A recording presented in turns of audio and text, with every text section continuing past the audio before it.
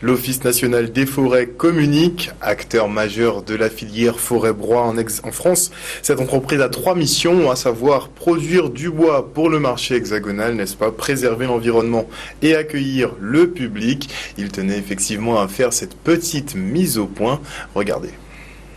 Nous, au jour d'aujourd'hui, on est toujours dans la logique de gestionnaire du domaine forestier qui appartient au département, et donc on est en logique de protection de ce foncier.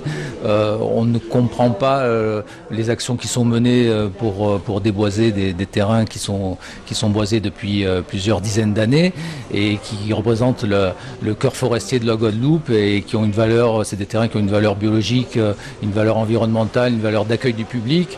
Et pour nous, la solution par rapport à la problématique du foncier en Guadeloupe, du foncier agricole en Guadeloupe, c'est évidemment pas de déboiser des zones qui ont vocation à rester boisées pour l'ensemble de la population guadeloupéenne. Il y a un gros travail qui vient d'être entrepris par les services compétents, DAF, SAFER, Conseil départemental, pour essayer de remettre à disposition ces terrains pour justement répondre à cette problématique de disponibilité du foncier. Ça fait partie des missions de base de l'ONF, d'assurer la protection de la forêt pour léguer une forêt à nos enfants qui soit en bon état. Hormis ces problématiques de défrichement illégal, donc on est face parfois à des espèces qui peuvent être envahissantes et qui font que la régénération peut se faire difficilement. On peut avoir potentiellement aussi des risques liés aux feux de forêt dans les zones sèches.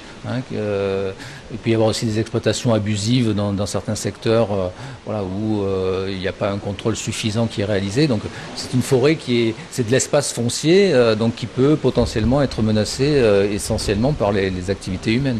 Il y a un seul exploitant. Bon, après il y a des exploitants un peu informels, mais officiellement déclarés. Il y a un exploitant avec qui on essaye de travailler.